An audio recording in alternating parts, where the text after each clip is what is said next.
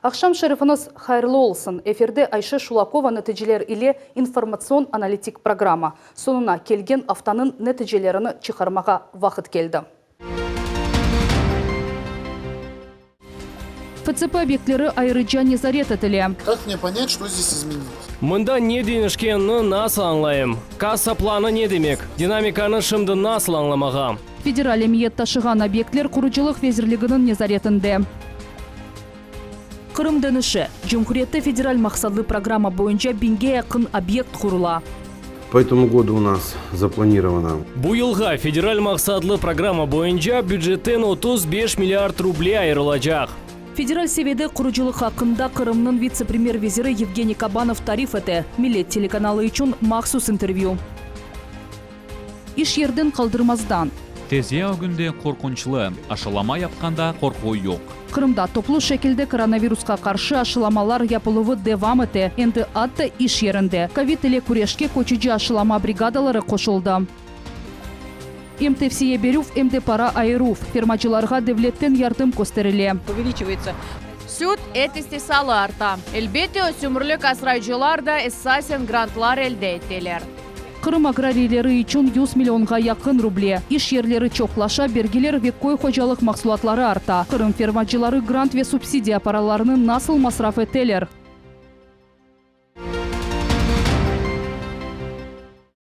Құрыжылық мейданларының тәшкірілігі ішлер вақытында ве кейфиетлі бечірілігінің темеледір. Қырымның құрыжылық ве мемарлық везірлігі бір ФЦП объектіні ве мили лейхаларыны контроль еті. Ноқталар авто тәшкірілі. Мисал оларақ бөле зияретлерінің бірінден сон кезлевде лесное шоссе yolunun ве ялы майнақ көйінде достлық аллеясы құрыжылығының алып барған тыш қызметші дәніштірілежек. Эвелкісі вазифелеріні бежіріп оламады. Ләкін, умумен алғанда, ярымадамызда құрыжылығынан бағлы вазиет яқшы тарафқа дәнішті. Бұақта левхамызны сейретіңіз. Жанкор района Жадра койының Сакена Селеме Меналиеваның 4 баласы бар бұйыклері мектепте оқойлар. Экі күчік оғланчығы есе бақчаның açылуыны сабырсызлықнен беклейлер. Мы очень довольны, что... Бізге бала бақча құрылып башлағанына пек қуандық. Мында яқын яшаймыз. Балаларымны бала бақчаға бармаға ве кетірмеге қолай олacak. Мен мында яқын çalışам, пек оңайтлы олacak. Яны мектептен евелке муэссесе койның мерkezінде құрыла, мында 150 бала қатнайжақ. Кәшілер график бойынша алып барыла, құрыжылар енді диварларыны көтеріп башладылар. Тыш қызметші ішлеріні вақытында екінлемеге сөз бере. Фрайлебен ве Жургун көйлерінде екі балабақчаның құрыжылығы мүддеттен 2 айға артақ қала. Объектлерде құрыжылық малземелер ве кереклі донатмалар етерлі дегіл, егер тыш қызметші екі автодевамында бұл қаталарыны түз етмесе, құрыжылық везері Михаил Храмов контрактыны бозажақ. С вами решение не будет выполнено. Карар бежірілмесе бір себеплеріні ешітмейіп контрактыны бозажамыз. Жөреме паралары төлемесе де контрактыны бозажамыз. Бұл сенді Ахмеджет яна объект реабилитация етілген ватандашлар үшін 36 квартиралық ев. Оны 4 елі велсе құрып башлаған еділер, ама тыш қызметші ешіні бежіріп оламады. Онен контракт бозолды, параларыны махкеме ярдыммен қайтардылар. Яна тыш қызметші келгенінен вазиет бүтінлейден ашты, құрыжылар ішке ішлерге кечтілер. Возведено, значит, 7 этажей монолитного каркаса. 7 қат монолит каркас көтерілді. 2 қат эвел япылған еді. Шымды пенжерелеріні ерлештірмеге башладық. Контрактның фияты 105 миллион рубле. Бұл сене объектіні тапшырмаға планлаштырамыз. Дабыр 72 квартиралы мескен Эф Ахмечет қасабасында құрылып башланды. Құрыжылар цоколь деварларыны құрдылар. Бір аптадан сон кулек кранны монтаж етіп башлайжақлар. Объектіні кележек сененің башында эксплуатацияға тапшырajaqlar. По 72-квартирному. Бұл эв бойынша бір қач меселелер пейда олды. Левха қиын еді. Темел бойынша қарарлар денішті. Шымды есе бұл эпісі меселелер чезілді. Сақта ялы кенарында құрыжылық сонке басамаққа яқынлаша ішлерге яқын 800 миллион рубле айрылған еді. Олардан 620-сы енді масраф етілді. План бойынша құрыжылық елінің сонуна жеге күнлемек керек, ама тыш қызметші ішлеріні графиктен эвел бежере. С техприсами что? Техник пирслерінен не олды? Әрше яқшымы? Су электрика әрше еріндемі? Яғни язда мевсім башланмаздан евел ялы кенарыны ачыжамыз. Бір суал қалды. Бұл лимитлер сол тарапқа атылуы. Енді мартның 15-інде кезлевде құрылған беден сағламштыру комплексны тапшырмаға планлаштыралар. Бұл мақсатларға бюджеттен 90 миллион рубль айырылды. На данном объекте сейчас Бу объектте шымды эпсы карарлар алынды. Агыр бір şey yok. Сымарышчыкка тыш қызметченен аңлашмақ керек. Бу проектте аксолунган бежерилмеген ишлер боюнча, амма олар кулланып башланмак үчүн керек. Оларның ара тил тапыштылар. 2-3 hafta девамында эр şey белли olacak ve апрель айында біз объектны эксплуатацияга тапшырacağımız. Өз невбетінде Қырым елбасшысы Сергей Аксенов шер ve районлар меморияттерінің реберлеріне GPS-трекерлер тақаджамыз деп қорқызды. Уже видим по результатам. Енді кечкен сененің нәтижелерін көреміз. Афсуски, біз бұл малюматқа эсасланып боламаймыз. Мен шақа этмейіп айтам. Бұл іште артта қалған, иш кереклі кібі бежерілмеген регионларға, объектлерге не yolbaşçı, не де муавиндер бір ерге чықмағанлар бар. Тап GPS-трекерлер кірсетмек қарарына келдім. Ve o memuriyetke, o реберлерге қарар тақып, олар шынды не ерде olğanlarını аңлайжақмыз. Çünkü işanç yok. Bundan gayrı region yolbaşçısı tış hizmetçilerge subpoдряд teşkilatlarının kontrakt tizmekni yasak etdi. Böyle etip mesuliyetlik tolusının bir icracıga tuşu. Кырымда федераль мақсалды программа бойынша рекорд қойылды. Кечкен сене 65,5 миллиард рубледен 97% керекли кібі масраф етілді. Сонки сенелер девамында бұл en яқшы нәтижедір. Иштен бошатувлар, тазирлер, векелетлі шахысларға пара жазалары, ләкин тәшікірлерінің сайысы бұндан чоқ. Юксек көстергічлерге насыл ирішілгені ве бұ елған насыл планлар олғаны ақта бізге Қырым везірлер шурасының рейс мавины Евгений Кабанов тариф еті. Милет телеканалымызға берілген мақсус интервью. Евгений Константинович, здравствуйте. Добрый день. В прошлом году на реализацию объектов ФЦП было выделено 65,5 миллиардов рублей. Хороший показатель, учитывая сегодняшние реалии. Как удалось достичь таких результатов? За всю историю федеральной целевой программы наша команда смогла под руководством Сергея Валерьевича Аксенова достичь таких высоких результатов. Было освоено более 63 миллиардов рублей, и 1,5 миллиарда было экономии по факту уже завершения объектов. Была экономия, это тоже плюс считается для нас. Ну, действительно, там 2 года мы шли к такому результату. Была проделана большая работа с точки зрения и реформирования строительного комплекса на территории Республики Крым. Был изменен кардинально подход к созданию единой службы заказчика на базе предприятия ГКУ «Инвестстрой». Был подобран более, скажем так, качественный кадровый состав, профессионалы, которые действительно работали на крупных инфраструктурных объектах страны. Поэтому это все комплекс мероприятий, который позволил нам ввести в эксплуатацию порядка 60 объектов.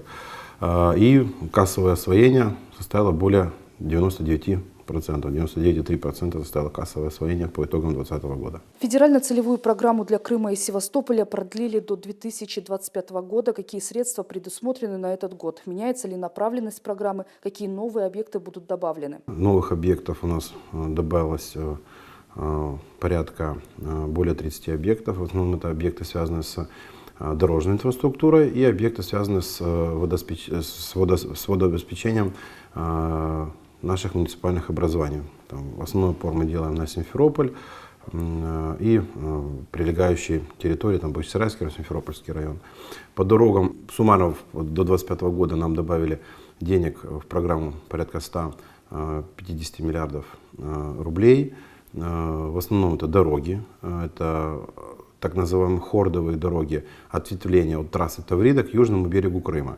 Это порядка 6 новых мероприятий, что даст возможность крымчанам, гостям полуострова с трассы Таврида за 30-40 минут добраться до нашей жемчужины, до южного берега моря, дабы увеличить туристический поток. Одна из основных дорог — это юго-восточный обход Симферополя. От Донского до Перевального будет 4-полосная дорога.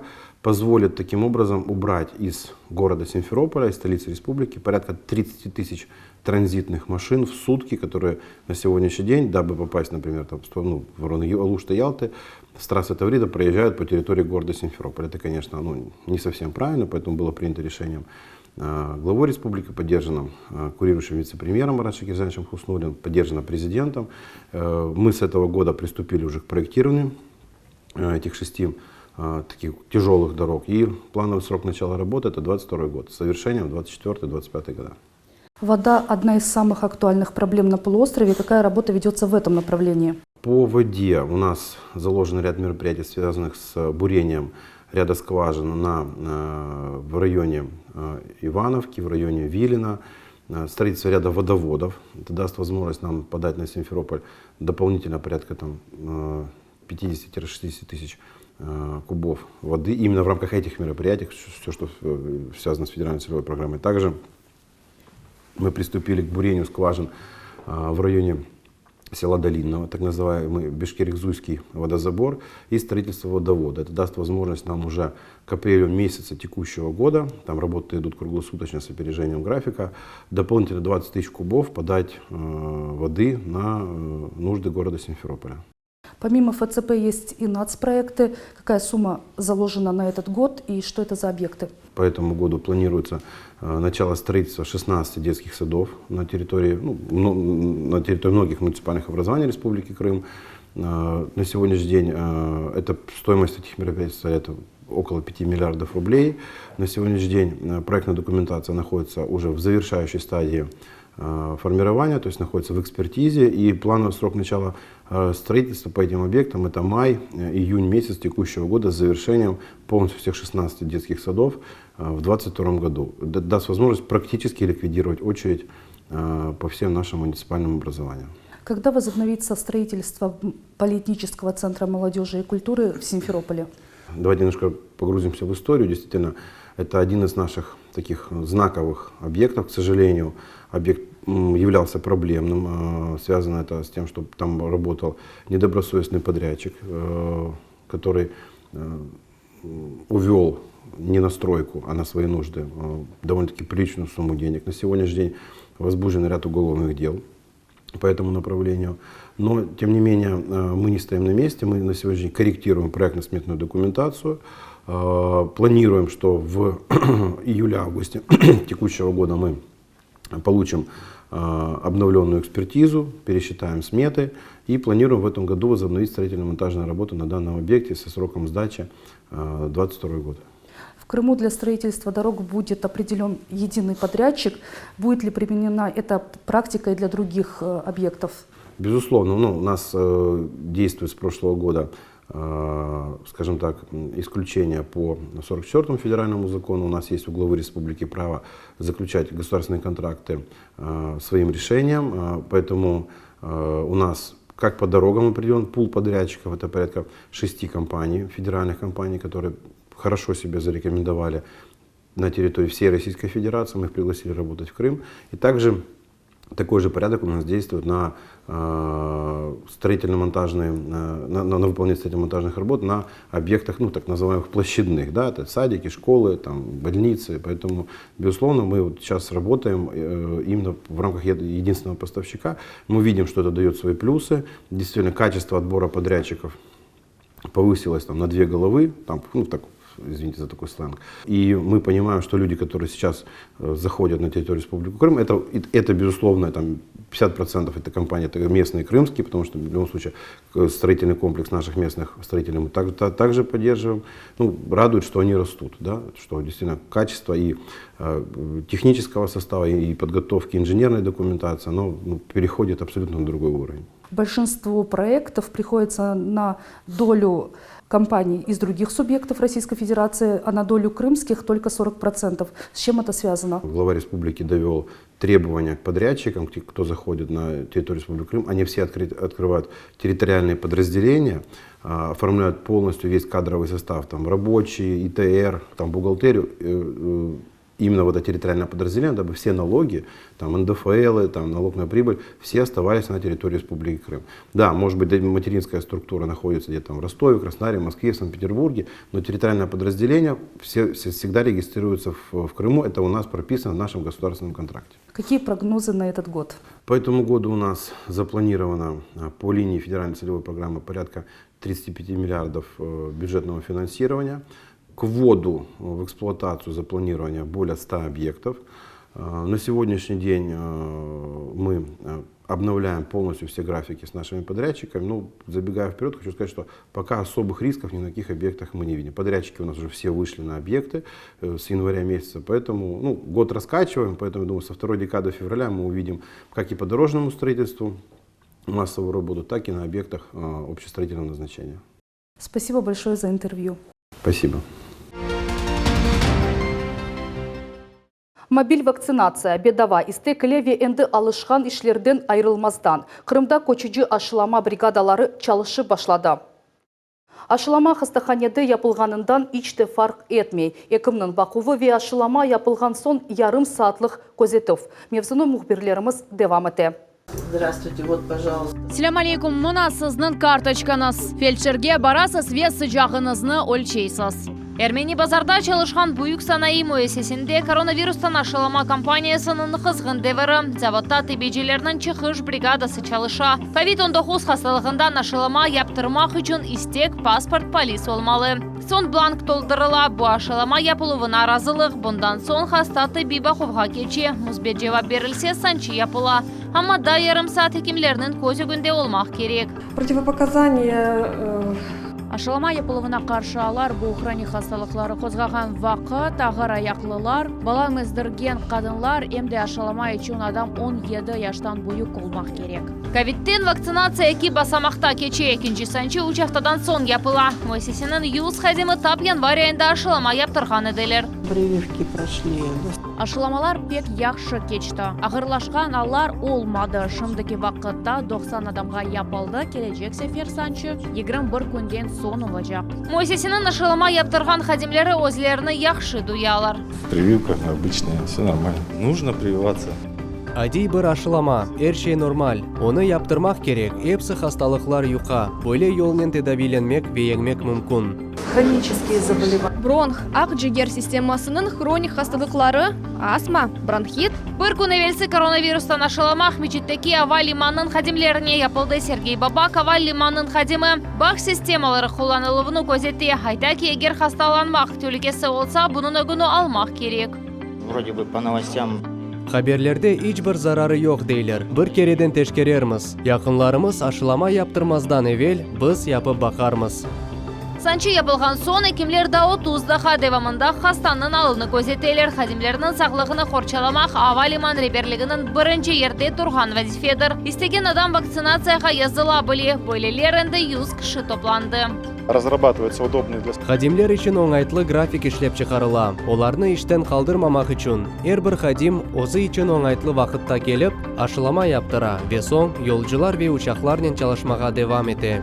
Қырым пайтақтың ең бұйық мөсеселерінден бірінің хадимлері де ашыламалар яптылар. Юрий Колбасин де өзінің ве яқынларының сақлығыны қорчаламаға қарар алды. За станком страшно работать. Тезия үгінде қорқынчлы, ашылама япқанда қорқы жоқ. ВДВ ордысында бөле шар бар. Бізден ғайры бір кімсе. Оның үшін бізім ішімізні бізден ғайры бір кімсе япмас. Менден ғайры бір кімсе менің кичік қызымны тербиелемес. Хасталықтан құртарылмақ үшін ашылама яптырмаға қарар алдым. Вакцинаның ташылу вес сақланылу шартлары айырыла. Араре цифрдан ашағы олмалы чықыш бригадасы бұл шартларға көре чалыша. Мөсесенің 1,5 хадимден ашыламаға 400 кіші язылды. Мы к этой работе готовились. Біз бұл ішке евелден азырландық. Бізге бүгін 150 доза берділер. 70 адам кечті. Бүгін ярын ашыламалар девам етерде беллейім. Әршей стандартларға ұйғын. Ярымадада чықыш стационар ашылама ноқталарының сайысы яқын вақыта артачақ. Февральның сонuna Cumhuriyet'te 84.000 vaktsina dozası yetkiziləcek. Bir yıl devamında Kırım sakirlərinin 60% aşılama yapmağa planlaştıralar. Kuzde epidemiya mevsimi başlanğan vaxt endi kollektiv immunitet şekillenecek ve iyi haberler çokça olacak. Керек olğan kıbı çalış, devlet ise yardım eter. Kırım agrariylері ve fermacıları öz hocalıqlarını subsidiyalar ve grantlar yardımının inkişaf ettireler. Her yıl devlet destegi ve grantlarını elde etkenlerinin sayısı arta. Koy hocalıqtan para almak kıyın degil en esası çalışmağa istek olmalı.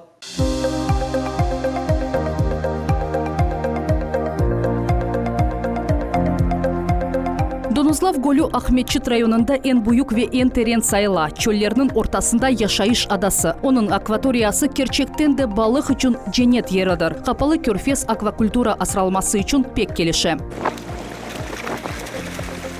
Карп, карась, беязамур, толстолобик, судак, окунь, пеленгас ве африкан сом балықлары. Бу питомникте атты энарсыз адам бегенген деликатес емегіні тапа білер. Юрий Польченко сувда өз фермасыны 15 ел евелсі ачханыда. Шымды мөйсе истисал еткен балық бір елда 300 бин тоннаға ете. У нас 3-летние обороты. Балықны 3 ел бақамыз. Асырап башлаган вақыт 1 еллық балықны аламыз. 3 ел кечкен сон оларны тутып башлаймыз. 3 килоға ете. Шахси инкубатор Ильми Янашов ве ихтисаслы хадимлер. Бу эпсы осмеге имкан бере. Юрий Эмин, балықлар сағлам ве иры олмасы үшін оларны доғру ашатмақ керек. Ич бір химик вегенлер дыныштырылген қошма моделер. Инкубатор 5 ел евелсі құрылды. Махсус экзотик балықлар асыралмасы үшін. Африкан сом балығы. Оның дамы форель балығындан фарқ етмей. Фияты есе баяғы ұжышча. Оны бақмақ қиын дегіл. Қышта бұл хавузларда африкан сом балығы ялдай. Сувның sıcaqlığı 26 градус. Язда есе оларны гөлге ебережеклер. Шымды есе махсус емілі ашаталар. Более büyük demir kutularda yaş balıklar öse. Ayda küçükler 2,5 tonnaga yakın yem aşay. Onun 1 kilosu 80 ruble kilo için emde bu fiyatga getirilüvi koşulmagan. Bu akvaferma için büyük para ama olar bu işini becerip olalar. Şu sebepten iş adamı 3 yıldan beri devlet programmalarında iştirak ete. Субсидии очень хорошо помогают. Субсидиялар işni başlagan vaqt yem satın aluvunda yaxşı yardım ete. Bir kereden para toplap olamайсың. Субсидия alsang onu yemge masraf etesin. Geçken sene Kırım balık kocalığının inkişafına 33 milyon ruble ayrılganı da bu balık östürülüvüne, işlenilmesine ve emde donatma satın aluvuna. 19 senege bakkanda akvakultura ve işlenuv muesseler arttı. Tahminen 25%'dır.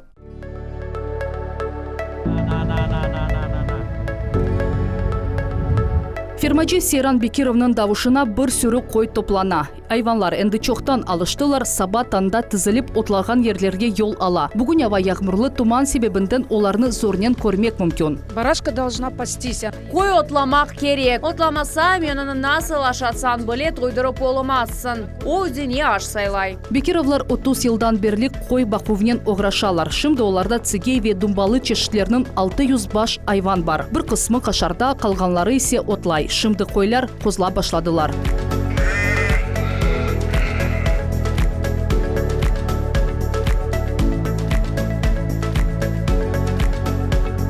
Оларны ашатмақ үшін çok çalışmak керек. Қой қожалық ветерлігіне субсидия алмақ ниетінен 2 кере мұрajat еттілер. Тяжело одному все это. Өз күчлеріміз етмей бұйышны бежермек ағыр. Бөлі программа олғанны пек яқшы, сақ олсынлар ярдым етелер. Бұл фермада есе ақықи матриархат ұқым сүре. Тек сығырлар ве таналар. Епсі қырмызы чөл пародалы. Оларны бақмақ еңгілче ве енесасы çok суд берелер. Светлана Ковальская Бахтияр Усейновның фермасында 2 елдан берлі çalışа. Айванларны севе ве кичік балларнен конушқан кыбы лаф ете, қолдан ашата. Емні sıcak суда жібетеп, сүтде қошам тойсынлар деп, тек сүтнен олар ені тоймайлар. Шымденді сағмақ әвелкі кыбы қиын дегіл. Тек бір сағычы еті. Суткада сығырлар 500-ден зияда литра суд бере. Оны махсус танкерде топлайлар, соны сейерлі суд заводына тапшыралар. В зимнее, в летнее время у него ровно. Қыш олсын, яз олсын мында 2 градус. Завод бізден бойле шарайтлерні талап ете. Суд фермада 36 сааттан зияде турмай. Суд қайделері бойлем. Бір ел әвелсі Бахтияр Усейнов 1,5 миллионлық грант әлді етті. Бұл параларға техника сатын алды. Бұндан ғайры ел субсидияларны кулана. В этой сфере уже давно крутимся для нас. Бұл саада чоқтан берлі çalışамыз, вақыт субсидияларны куланамыз. Қой қожалық везірлігі талап еткен весихаларны топламақ қиын дегіл. Кет-кете субсидиялар арта ве бұ ал қувандырам.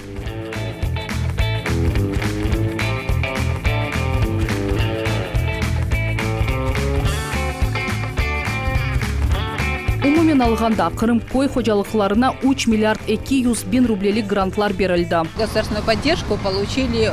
Devlet yardımını 500'den ziyade koy hocalık teşkilatı elde etti. Keçken sene 1,5 binge yakın arizalarını bakıp çıktık. Ve onlara hepsi kabul etildi. Bir hocalık devlet yardımının bir kat çeşitini alabilir.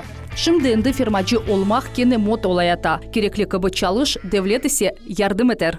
Бүгінге бұл эпсі хаберлереді да чоқ янылықлар ве кейфиетли контентны бізім ТРК Милет ноқтару ресми сайтымызда тапарсыз. Хайырлы ақшамлар, сағылықнен қалыңыз.